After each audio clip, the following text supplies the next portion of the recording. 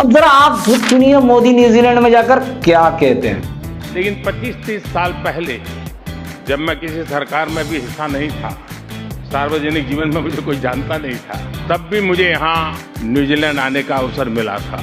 मुझे किसी ने गिफ्ट में 3 चीजें दी थी जो मैं वापस इंडिया लेकर के गया था। एक, ये मफलर।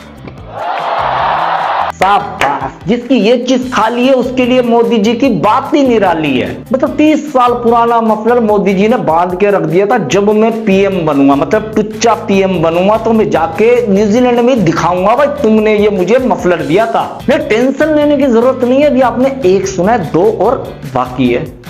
एक कैप, मतलब आपको 30 साल पहले किसी ने टोपी दी थी, वो आप पूरे इंडिया को बनाएंगे। और एक दस्ताना।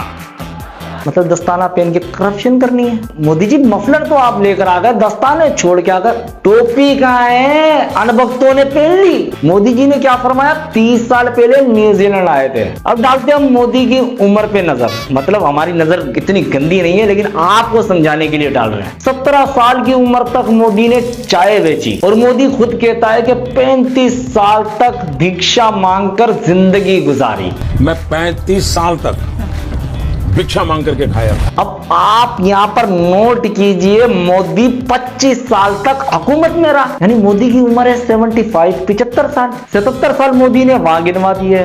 फिर 10 साल तक एडवाणी की दरिया बिछाता रहा और कैडेट कॉलेज में जाके कहता है कि मैं भी आपकी जगह खड़ा हुआ था। भाई कब खड़ा हुआ था यार?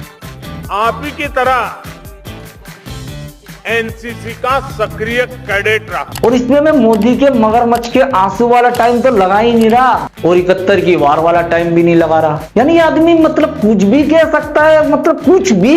एक चेहरे पर कई चेहरे लगा लेते हैं। मित्रों, मैं बचपन में मतलब यही आदमी कहता है कि मैं शुरू में गरीब था। अगर तू गरीब था तो न्यूजीलैंड कैसे गया? 75 साल तेरी उम्र है, हिसाब किताब तेरा 90-100 साल का लग रहा है। अब न्यूजीलैंड में मफलर, टोपी, दस्ताने का जिक्र तो कर लिया। अब वहां पर एक सवाल पूछा गया कि मोदी अपने मुल्क इंडिया के अंदर प्रेस कॉन्फ्रेंस क्यों नहीं करता? Why did Mr. Modi not give a press conference? New Zealand journalists said. अब ये सवाल नॉर्वे में भी हुआ था, मगर मोदी के स्क्रिप्ट राइटर ने कुछ बेहतरीन लिखा नहीं। And you must remember that the Indian electorate are predominantly rural folk.